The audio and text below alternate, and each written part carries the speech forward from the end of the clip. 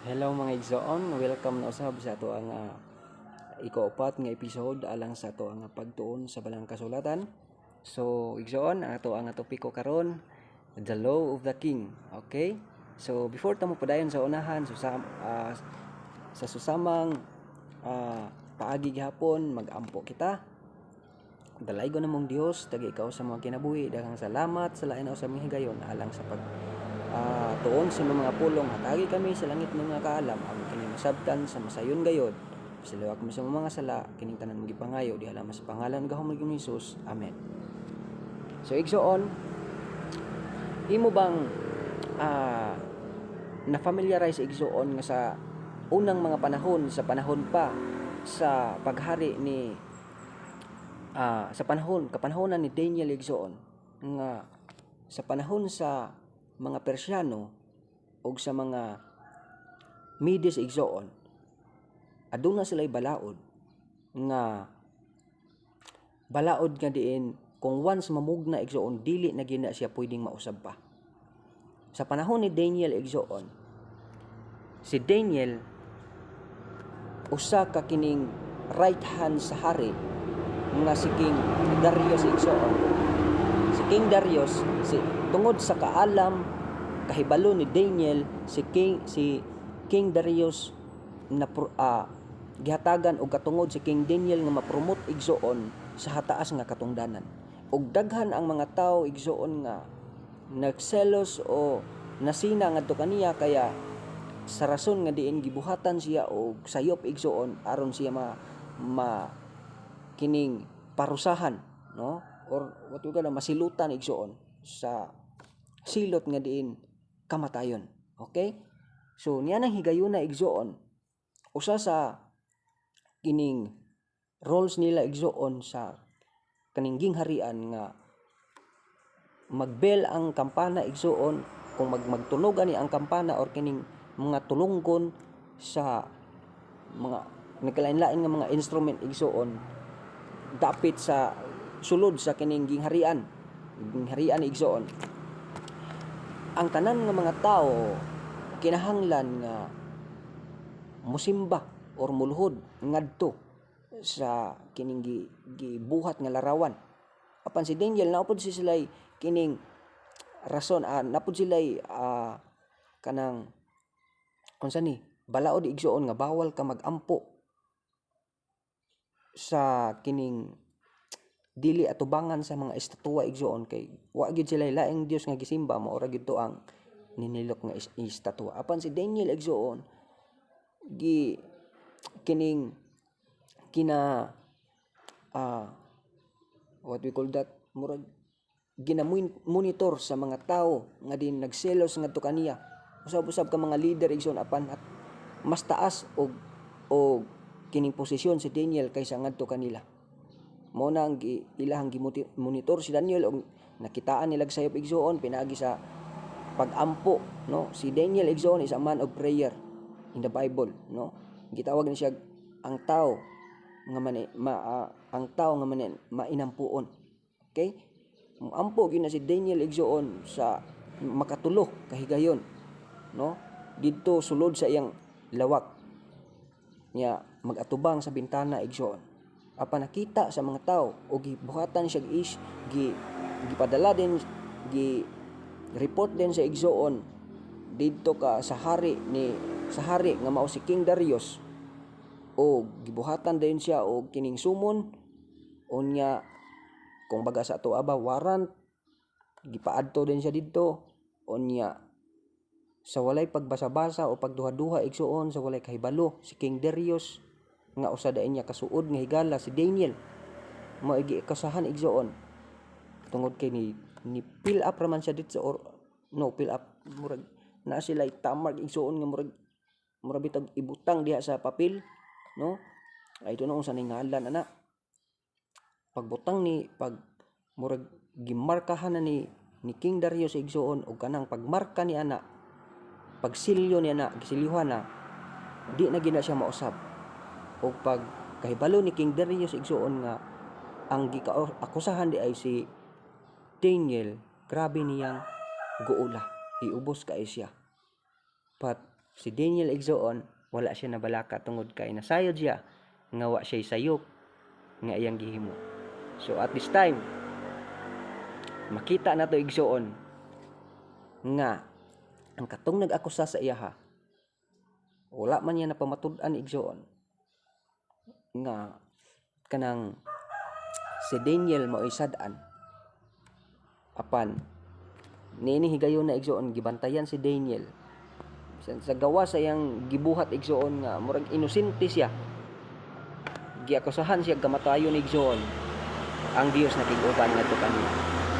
So now karon igsoon sa susama usab nga paagi, pwede bang mausab o mawad-an og bisa ang moral nga kasuguan sa Dios? Kining moral igsoon, moral ni siya, it is referring to the 10 commandments. Okay? That is na moral nga balaod sa Dios. Daghay klase nga balaod igsoon na gitawag nga kining ceremonial nga balaod, na gitawag nga moral nga balaod, or uban pa nga balaod igsoon. But diri ta magtakol sa kining moral nga balaod sa Dios. Salmo 111:7 ug 8 nag-ingon, kalauman ang tanan niyang mga lagda, napamatud-an sila gihapon nga walay katapusan. Nabuhat sila sa kamatuoran ug sa katuliran.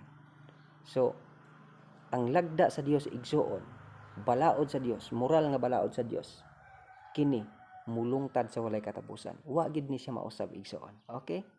Tanawa. God's law, ang balaod sa Dios, Luke 18:19, maayo, balaan, patas, hingpit, gugma, kamatuoran, espiritual, dili mausab, walay katapusan. Mulungtad sa walay katapusan igsoon. Okay? So, timan ikay na nga mga teksto igsoon kung makita ninyo ilista, no? Para kamoy mismo mosuta igsoon. So maunay hulagway sa balaod sa Ginoo. Sumala sa Biblia, unsa ang sala? Now, niya. Ang tanan nga nagahimog pagpakasala, nagahimog paglapas sa sugo. Kay ang pagpakasala mao may paglapas sa sugo. Igsoon, kung dili ka, as long as dili ka mobiya gani sa imong pagpakasala, naglapas ka sa sugo. Okay? Kay ang pagpakasala, klarong tataw, mao may paglapas sa sugo. So unsa nga kasuguan ang 1 John 3:4 nga atong malapas kung makasala ta? Romans 7:7, kung dili pa ang kasuguan, dili unta ako makailag sala. Dili unta ako makailag unsay pangibog kung ang kasuguan wala pa mag-ingon, dili ka magkaibog. Igsoon, kini nga sugo. Bisan pa sa ato nga kining huna-huna sa ato nga pinulungan o sa ato nga kining binuhatan, ikaw nakahimog pagpakasala igsoon. Okay? Kaya dapat lang gyud nga pangayoan nato nagpasaylo sa Ginoo. Una nga commandment igsoon, dili ka magbaton og lain nga dios sa atubangan ko. Dili ka magbuhat og usa ka larawan nga nililok, dili mo iyukbo ang imong kaugalingon kanila. Dili mo paggamiton ang ngalan ni Jehova nga imong Dios sa pasipala. Dayon hinumduman mo ang adlaw nga igpapahulay, no? Tahoron mang imong amahan ug ang imong inahan. Dili ka magpatay, dili ka magpanapaw, dili ka mangawat, dili ka magsaksig bakak-batok sa imong sigkatawo, ug dili ka maibog sa imong silingan o sa tanan sa kwan o sa mga butang sa imong sigkatawo. So that is the moral law. Naglangkob sa kinatibuk-an igsoon may tungod sa balaod sa Ginoo. So nagatuman bapud si Hesus sa napulo ka mga kasuguan nga igsoon. John 15:10, gituman ko ang mga sugo sa akong amahan. It is clear. Okay? Klaro og tataw igsoon nga mismo si Ginoong Hesus nagtuman sa sugo sa iyang ama. Okay? So baligpila ka mga tao ang nakasala. Nya. Ang tanan igsoon nakabsan sa himaya sa Dios tungod sa pagpakasala. Walay bisan isa kanato nga wala nakasala igsoon. Kitang tanan nakasala. Lakip pa man ang atong mga ginikanan. So Mao na igsoon tungod sa pagpakasala nakaambit kita sa kamatayon. Apan ang gasa igsoon nga libre o gihatag sa Dios ngadto sa mga katawan mao ang kinabuhing dayon. Sa usa ka kining konklusyon igsoon nga or sa usa ka kondisyon nga kung dawaton nimo si Kristo sa imong kinabuhi ug mutuman ka sa iyang mga balaod. So, unsa ang silot sa kinabuhi nga nagabuhat sa sala?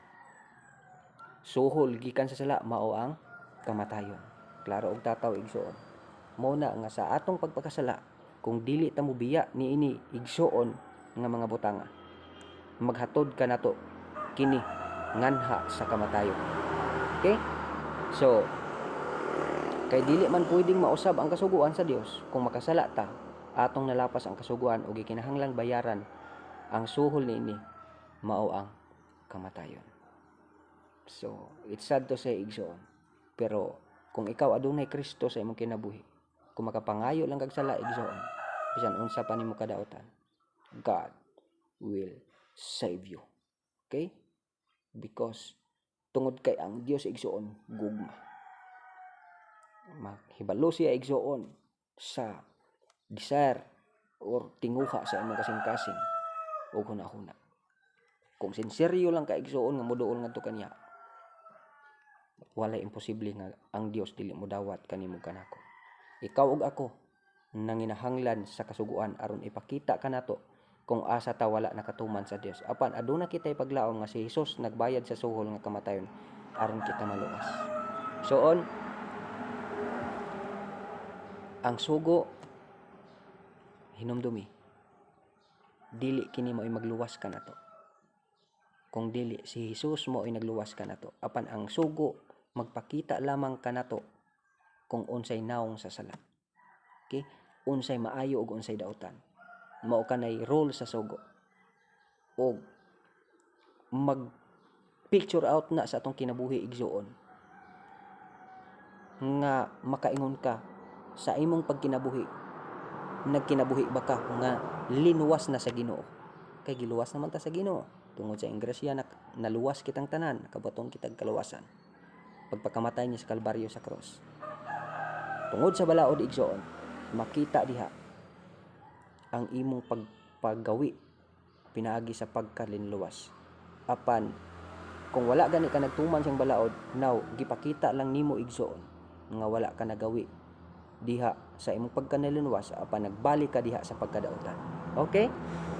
So, mo na igsoon, it is a mirror, more ginay rule sa balaod sa Dios igsoon. Mopakita kung unsa gyud ang sala. Okay?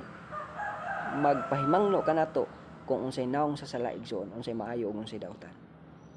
Okay? Symbolize na siya sa amin. So, nagaingon ang uban nga ang napulo ka mga sugo dili na kinahanglan sa mga Kristohanon sa bagong tugon. Unsa man ang ikasulti ni Hesus may tungod niini niya Mateo 19:17. Kung gusto kang mosulod sa kinabuhi, bantayi ang mga sugo. It is clear igsoon. Kung gusto ta mosulod sa kinabuhi, now bantayan nato ni nga mga sugo sa Dios. Therefore, ato ni siyang tumanon igsoon. In other word, okay, rather, ato ni siya dawaton o tumanon. Okay? Niya pa, John 14:15. If you love me, keep my commandment. Atong tumanon ang iyang mga sugo. Klaro og tataw kay igsoon. So, sa unsang paagi nga mahimong posible alang kanato ang pagtuman sa mga kasuguan, mahimo nato ang tanang butang pinaagi kaniya. Kinsa ni Hesus igsoon nga nagapalig-on kanato. Only through Jesus mo ra gyud makapahimo kanato makapatuman sa tanang sugo igsoon. Dili nato mabuhat pinaagi sa atong kaugalingong gahom, kung dili pinaagi sa gahom ni Kristo. Kining sugo ug balaod sa Dios ato ni siyang mahimo. Okay? Now, unsa ang daang pakigsaad ug nganong napakyas kini? Ang mipahayag kaninyo sa tugon nga iyang gisugo kaninyo sa pagtuman bisan ang napulo ka sugo ug ang iyang ginasulat kini sa duruha ka papan nga mga bato. Mo ni ang pakigsaad, the covenant of God igsoon toward his people. No? Ug kini nga sugo dili lang kini siya naglangkob ngadto sa mga katawhan sa Israelite apan lakip kita igsoon nga mga kaliwatan karon nga kapanahonan. Apil kita niini nga sugo sa Dios. So sa unsa nga balaod nakabase ang bag-ong pakigsaad? Hebrews 8 verse 10. Kay mao kini ang pakigsaad nga akong paghimon uban sa kaliwatan ni Israel. Tapos ni atong mga adlaw nagaingon ang Ginoo, igabutang ko ang akong mga sugo sulod sa ilang kasalabutan ug igasulat ko kini diha sa ilang mga kasing-kasing. Okay? So kaliwatan ni Israel igsoon, it is referring to Jacob. Okay? It is referring to Jacob. Sa diha nga nakasala ang tao, sa pangalan igsoon mo na kaliwatan kita ni Jacob igsoon, no? Daghay meaning sa Israel. Okay? So pinaagi lamang sa kusog ni Kristo nga kita makatuman sa mga kasuguan. Ang Dios nagsaad sa pagsulat sa iyang kasuguan sa atong mga hunahuna aron mahimong dali ug natural na kanato ang pagsunod niini. So tinuod ba ang nga kung nailalom na ta sa grasya, nata sa grasya pinagis pagtuo kay dili na dayon nato kinahanglan nga tumanon ang suguan sa Dios. Roma 6:15. Nanunsa man magpakasala ba kita mula pa sa kasuguan kay dili naman kita ilalom sa kasuguan kun dili ilalom sa grasya, palayo ka na. So palayo ka na igsoon. So dili jud ta makaingon o makaprove igsoon nga wala na sugo. Na pag yun nagpabilin ang sugo sa Dios. Sugo sa Dios. Di gyud na siya mabungkag igsoon. So maluwas ba ang mga tao pinaagis pagtuman sa sugo? Ephesians 2 verse 8 and 9, kay tungod sa grasya kamo nga luwas pinaagis pagtuo. Og kini dili sa inyong kaugalingong kahimuan. Kini gihatag sa Dios dili tungod sa binuhatan aron labisan kinsa nga magapasigarbo. Igsoon ang sugo dili makaluwas sa tao. So what I have said, ang sugo magpahimangno lang ni siya sa tao kung unsay nawong sa sala o unsay nawong sa maayo. Okay? Naluwas ta pinagi sa atong pagtuo ngadto kang Kristo. Apan makita igsoon sa kinaiya sa mga taong linuwas diha sa kiliran ni Kristo kay makita ang kinaiyahan nga ang pagkamatinumanon sa kasuguan sa Dios, no? So mao na siya igsoon, mo-follow ra na siya ang sugo sa panahon nga mutuo ka kang Kristo. Okay? So ang common sense ana igsoon, ang pagsabot niya na kay luwas na dili ta mutuman sa sugo, wala ta na mituman sa sugo igsoon aron maluwas ta kabaton ta sa kaluwasan apan naluwas naman ta mao nang nagtuman ta sa sugo igsoon kay luwas na ta. Okay? That is the sense, no? So unsa ang magapadasig sa tao aron tumanon ang kasuguan sa Dios? Niya kay ang paghigugma alang sa Dios mao kini nga pagabantayan ta ang iyang mga sugo. Okay? Kung aduna kay gugma igsoon, nganha atubangan sa Ginoo, motuman gid ka sa iyang magbantay gid ka sa iyang mga sugo. Okay? So mahimo ba tang tinuod nga Kristohanon kung wala ta nagatuman sa iyang mga kasuguan? 1 John 2:3-4.